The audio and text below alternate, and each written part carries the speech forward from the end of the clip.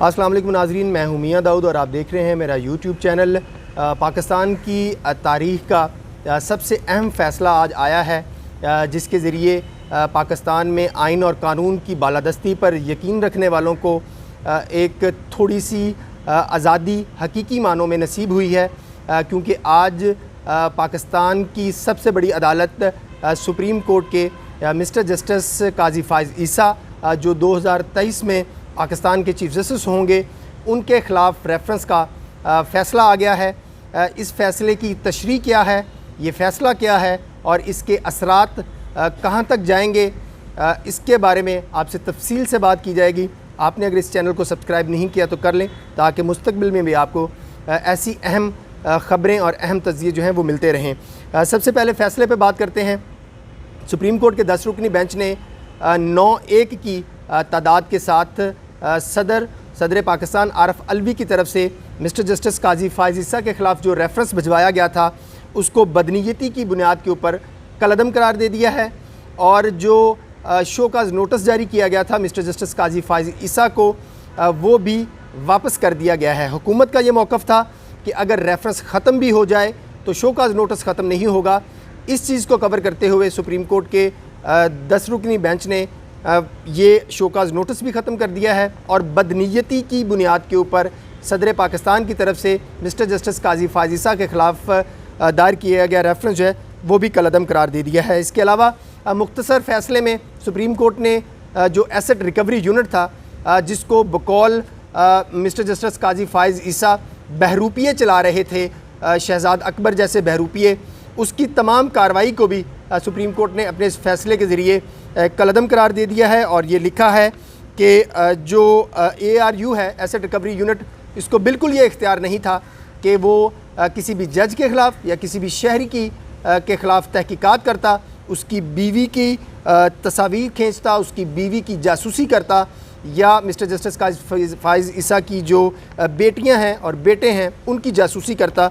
ये supreme court ने अपने इस फ़ैसले में लिखा है और इसका मतलब भी यही बनता है। इसके अलावा जो टैक्स डिस्प्यूट था कि टैक्स रिटर्न्स जो हैं उसके वो वेल्थ स्टेटमेंट्स में सबमिट नहीं की गई, उसके हवाले से सुप्रीम कोर्ट के 7 जजेस ने इस बात का फ़ैसला किया है कि इसकी inquiry federal board of revenue यानी कि FBR करेगा, और FBR अपनी इस सारी कार्रवाई के दौरान सुप्रीम जुडिशल काउंसिल को भी रिपोर्ट से आगाह करता रहेगा। जबकि बाकी जो 3 जजेस हैं उन्होंने इससे इख्तलाफ किया है, क्योंकि उनकी नज़र में जो कार्रवाई और जो उसके बारे में तहकीकात और मालूमात इकट्ठी की गई हैं, जब वही 2 नंबरी और बदनीयती की बुनियाद पर हुई हैं, तो फिर FBR की कार्रवाई का भी कोई इख्तियार नहीं है। मेरे ख़्याल में जो बाकी 3 जजेस हैं उनका ये नुक्ता नज़र हो सकता है कि चूँकि कल मिस्टर जस्टिस काजी फ़ाइज़ ईसा की अहलिया ने जो अपनी तमाम टैक्स की तफसीलात अपने ज़राए आमदन सुप्रीम कोर्ट के 10 रुकनी बेंच के सामने पेश कर दिए थे, बता दिए थे, इसलिए उसके बाद ये मामला FBR को भेजना नहीं बनता था। लेकिन बहरहाल सुप्रीम कोर्ट के 7 जजेस ने ये फ़ैसला किया है कि FBR इस मामले की इंक्वायरी करे। तो अब जो काजी फ़ाइज़ ईसा साहब की अहलियाँ हैं उनकी इंक्वायरी, उनके टैक्स गोशवारों की इंक्वायरी जो है वो फेडरल बोर्ड ऑफ रेवेन्यू करेगा। इस पर्टिकुलर पॉइंट को थोड़ा सा एक्सप्लेन करें तो कुछ लोग ये समझ रहे हैं कि ये फ़ैसला नवाज़ शरीफ के केस की तरह का फ़ैसला है। ऐसा बिल्कुल नहीं है। अब इसका प्रोसीजर आगे क्या होगा इस मामले का प्रोसीजर आगे ये होगा कि फेडरल बोर्ड ऑफ रेवेन्यू का जो कमिश्नर या इनकम टैक्स कमिश्नर होगा वो उसके ऊपर अपनी कार्रवाई मुकम्मल करेगा। उसमें से अगर दोनों में से कोई एक फ़रीक उस फ़ैसले से मुत्तफ़िक नहीं होगा तो फिर वो टैक्स ट्रिब्यूनल में जाएगा। ठीक, वहाँ पर टैक्स ट्रिब्यूनल अपनी रूटीन की वक़्त के मुताबिक 2 माह में, 4 माह में, 5 माह में उसका फ़ैसला करेगा। अगर टैक्स ट्रिब्यूनल के फ़ैसले से कोई मुत्तफ़िक नहीं होगा तो फिर उसके ख़िलाफ़ मुतल्लका जो हाई कोर्ट है वहाँ पर अपील दायर की जाएगी। मुतल्लका हाई कोर्ट जो है वो फिर उस फ़ैसले के ऊपर 2 माह, 3 माह, 4 माह, 5 माह में फ़ैसला करेगी। अगर हाई कोर्ट के फ़ैसले से कोई फ़रीक, हुकूमत या मिस्टर जस्टिस काजी फ़ाइज़ ईसा की अहलिया मुत्तफ़िक नहीं होंगी तो फिर ये मामला सुप्रीम कोर्ट में जाएगा। जब सुप्रीम कोर्ट से ये मामला फ़ाइनलिटी अटेन करेगा कि आपने टैक्स गोशवारों में जो वेल्थ स्टेटमेंट डिक्लेयर नहीं की थी उसकी आपको पेनल्टी डाली जानी है या आपकी वो प्रॉपर्टीज़ जो हैं वो फ्रीज़ की जानी है।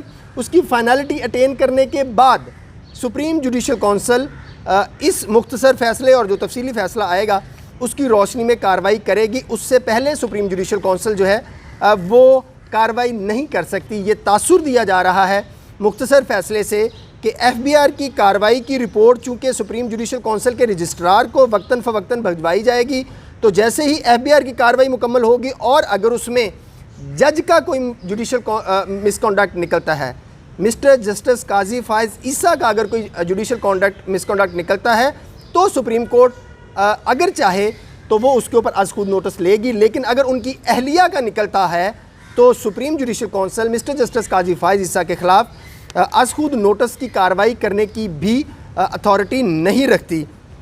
एक इसके फ़ैसले में ये तशरीह की जा रही थी कि अब जो सदर और वज़ीर आज़म हैं, चूँकि इस हुकूमत ने यह रेफरेंस दायर किया था और सुप्रीम कोर्ट के इस मुख्तसर फ़ैसले में ये तय कर दिया गया कि ये बदनीयती की बुनियाद पर तय किया गया है, तो अब आगे इन दोनों शख्सियात का किरदार क्या होगा। कुछ लोगों का ये ख्याल है कि सदर अपने हलफ की खिलाफ वर्जी के मुर्तकिब हुए हैं, इसलिए उनके खिलाफ गद्दारी की कार्रवाई या नाअहली की कार्रवाई शुरू हो सकती है और ऐसा ही जो बर्डन है, मलबा जो है वो वज़ीर आज़म पर भी डल सकता है। तो ऐसी सूरत हाल नहीं है। इसकी मैं वजाहत कर दूँ कि जो बदनीयती होती है वो दो तरह की होती है, एक मेलाफिडी ऑन लॉ एक्ट और दूसरी मेलाफिडी ऑन अकाउंट ऑफ फैक्ट्स होती है।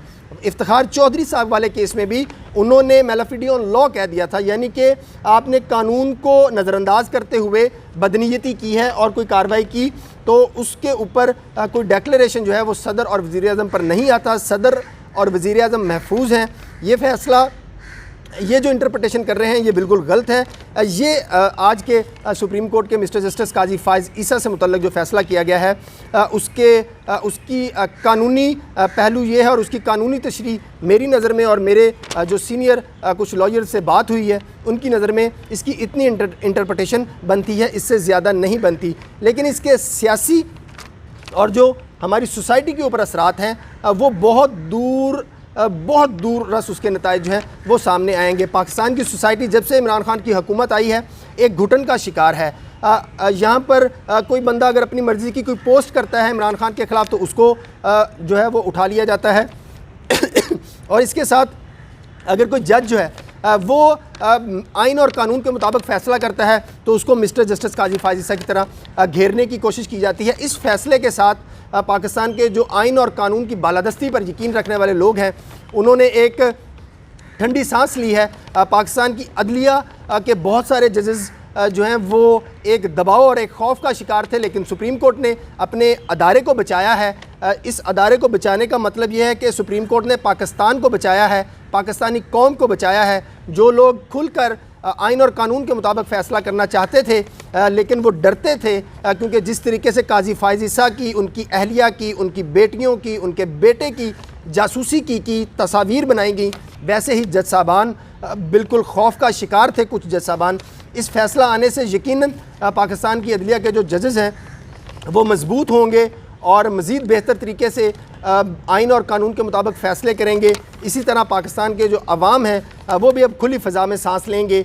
अब जो एक इमरान हुकूमत का फाशिज़म वाला स्टाइल था उसको एक ब्रेक मिलेगी। अगर आपको ये वीडियो पसंद आई हो तो इसको अपने दोस्तों के साथ शेयर कीजिएगा। कमेंट्स में अपने फ़ीडबैक के ज़रिए ज़रूर आगाह कीजिएगा। अगली वीडियो तक के लिए इजाज़त दीजिए। अल्लाह हाफ़िज़।